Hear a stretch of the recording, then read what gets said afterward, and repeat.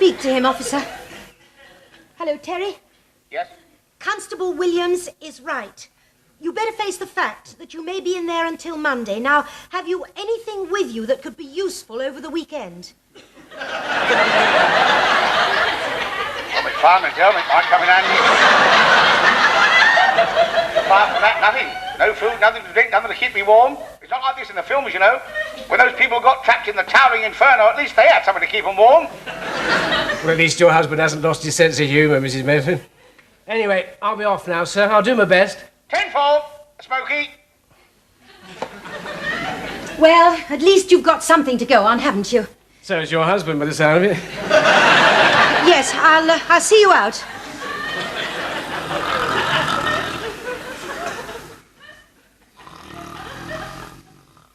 Terry? Terry, are you awake? Terry, it's Saturday morning.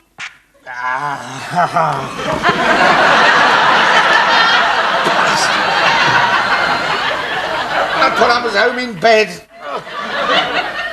June, I haven't slept a wink. I've spent all night thinking. What about? The CB radios, mostly. I wish I hadn't bought them now. I should jolly well think so, too. I mean, they're not even good sets. Aren't they? No, not according to the bloke I was talking to last night. And he should know he's a CB dealer. Anyway, as soon as I get out of here, I'm going to get rid of them. Oh, good. Then we can go to Paris on the proceeds. The dealer's offered me 75 quid for them. And you've arranged to sell them to him? Oh, no, trade them in for better ones. It'd be rather expensive, but we may have to put our Paris trip off for a bit longer, but it'd be worth it, won't it, June? Won't it? June? June? Aren't you there, June?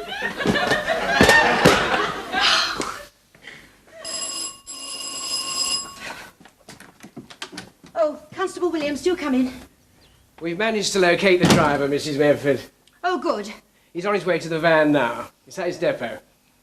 I could give you a lift there if you like. It's only just down the road. You could be there when your husband comes out. I'm afraid we haven't been able to lay on a brass band for him there. Don't worry. He'll be facing enough music from me.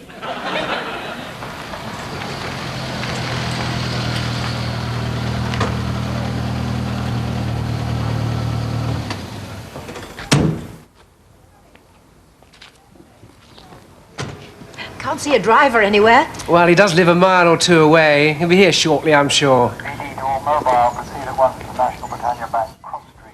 Suspected break-in. That's me. I'll have to leave you, Mrs. Medford. Oh, yes, thanks. This looks like the driver now anyway.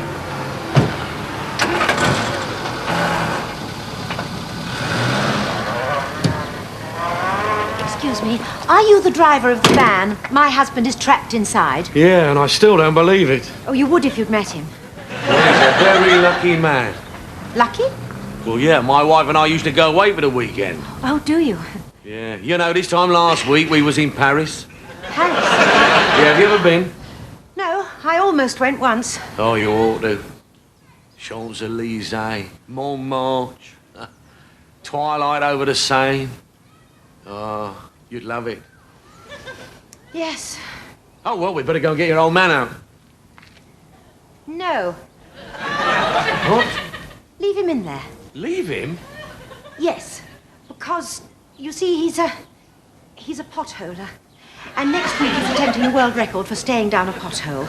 And I was talking to him on the CB radio just before I came here, and he was thinking to help him acclimatise himself. He was wondering if he could stay in your van a bit longer.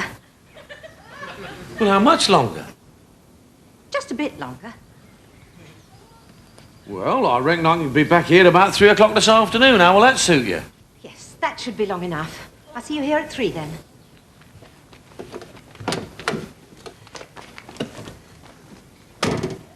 June, when are you going to get me out of here? I'm ravenous. I bet you wish you'd take down my recipe for homemade steak kidney pudding now, don't you? Look, you, hey, shouldn't you be wiping rude words off the walls or something? I'm off work today. Hey, I couldn't help overhearing your bit of trouble. I can keep you company if you like. All right, as long as you don't go on about your homemade steak and kidney pudding. All right, then. Right, what should we talk about? Well, how about steak kidney pie? June, are you there, June? June! Yes, Terry. June, where have you been? I've been in the kitchen making a steak and kidney pudding. For one. And I'd like to discuss your idea of buying better CB radios. Listen, never mind about that. I'm starving. When are you going to get me out of here? I'm doing all I can. And the police are doing their best to track you down. Well, listen, I mean, never mind about that. I'm going potty here. Potty. I've even run out of things to think about.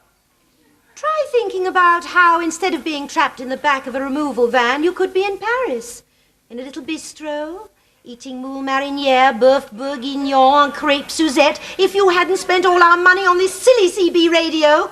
All right, you win. You made the point. I'll take you. How can you if you spent all the money? Well, I have to sell the CB radios, won't I? CB radio isn't all it's cracked up to be anyway, unless you love steak and kidney pudding. Do you really mean that, Terry? And you'll use the money to take me to Paris? Yes, it might give you an incentive to get me out of here. Oh, it will, darling. I'll have you out of there in no time. Well, in an hour or two.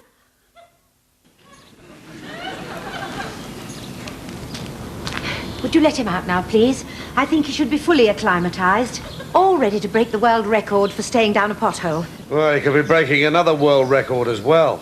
Pardon? For staying trapped in the back of a van. Someone's pinched it.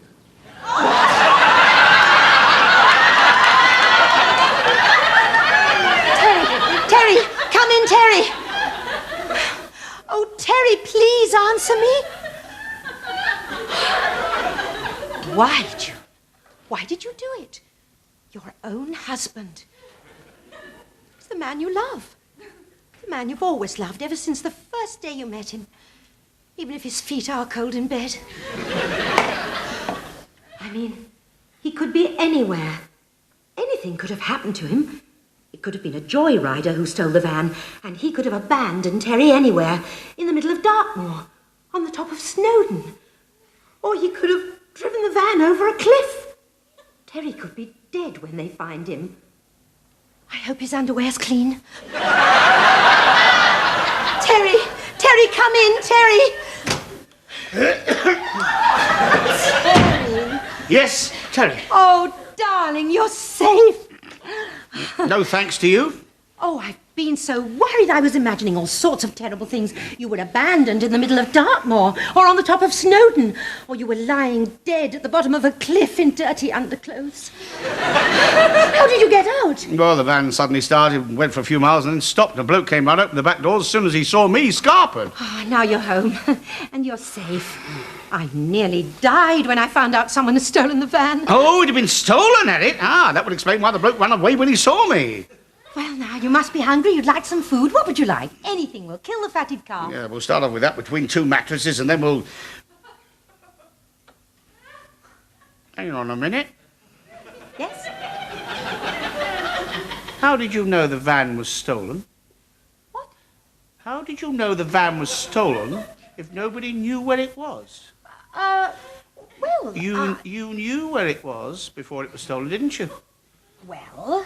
Didn't you? Well, only just before. You knew where it was, and yet you left me there to nearly starve to death. I only did it to give you a little more time to come to your senses. To make you realise how inconsiderate it was of you to talk about buying even more expensive CB radios instead of taking me to Paris. Inconsiderate? That's fine, coming from someone whose only concern about me is whether or not I've got a clean vest on. Well, I'm sorry. I apologise. But it's all over now anyway. I'll go and cook you a nice big steak, and then we'll plan our weekend in Paris. Oh, no, we won't, June Medford. Oh, Terry, you promised. Oh, yeah, that was before I found I was married to the pearly version of Attila the Hun. Take you to Paris? Oh, I should, Coco. I wake up on Saturday morning and find out you've gone out to buy a guillotine. No, I wouldn't. Not on a Saturday morning. And especially in Paris. Oh, come on, darling. Forgive me. I don't know, I'll have to think about it. Good. When are we going to Paris, then? I didn't say we were going to Paris. I haven't sold the CB radios yet, and I'm not sure. I may have changed my mind, because, you see, I mean, you are right, June. Maybe I shouldn't sell them. You are right. I give up too easily. I should persist. And if I did persist, I might find out that being a CB radio could be a very rewarding hobby. The Mrs. Porcelain, wouldn't anybody like my recipe for homemade steak kidney pudding? On the other hand, I've always fancied a night at the Folies Bergère. I've booked the tickets.